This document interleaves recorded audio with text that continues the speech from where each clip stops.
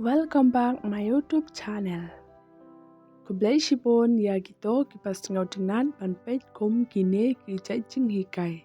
Kane ka ching hikai ngawan ra shipi. Ban nang kloi ban kren pareng kine ki step ngide ban bot.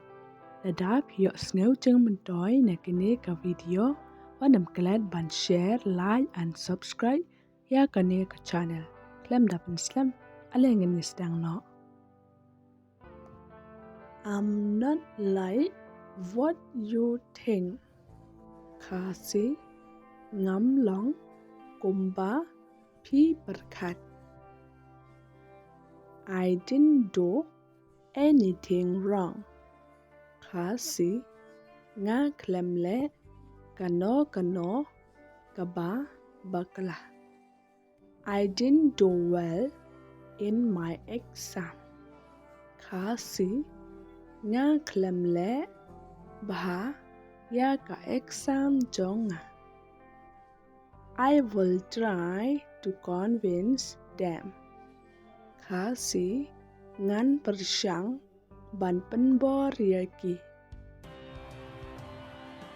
You don't need to convince others.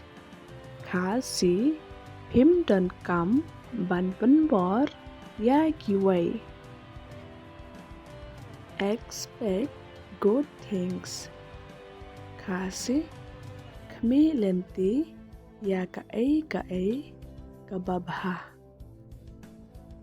Don't expect me to believe you. Kasi what kami lenti ya nga bangan ngej yapi. All we can do is wait and hope. Kasi baro kabangi la panle kalong ban up but kermen. I don't want to interfere in your life. Kasi ngam kwa pantuklar ha ka jing im jongpi. I don't have much to say. Kasi ngam don shibon ban ong.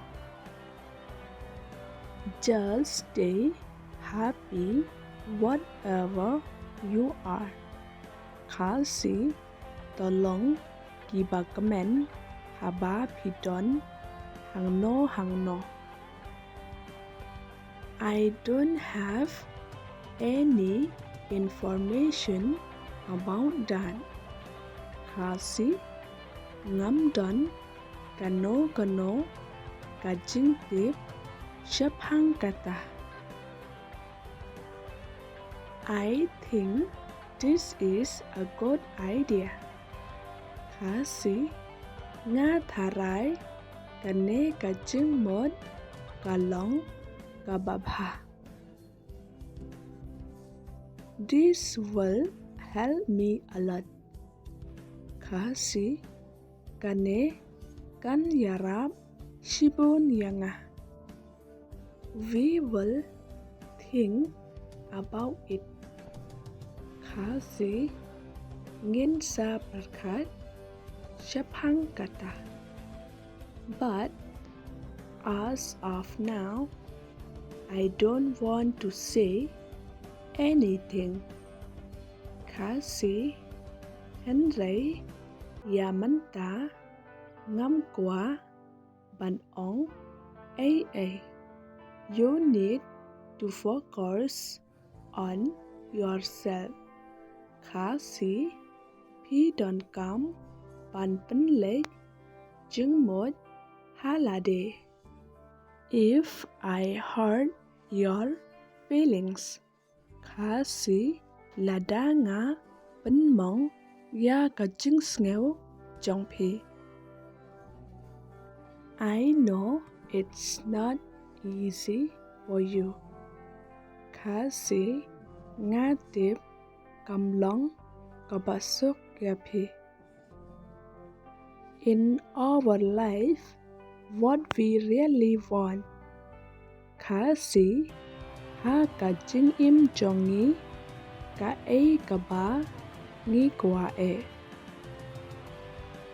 will never come easy khá sĩ kan one da cả bá sục. Thank you for your suggestion. Khá sĩ khúc lấy sĩ bốn ya cả chứng ai chứng mốt trong phi. Thank you for your time. Khá sĩ khúc lấy sĩ bốn ya cả por trong phi. I really appreciate it. Khá sĩ nga daya ro shisha. Even though I'm nothing. Khá sĩ what là đã ngắm long ấy ấy.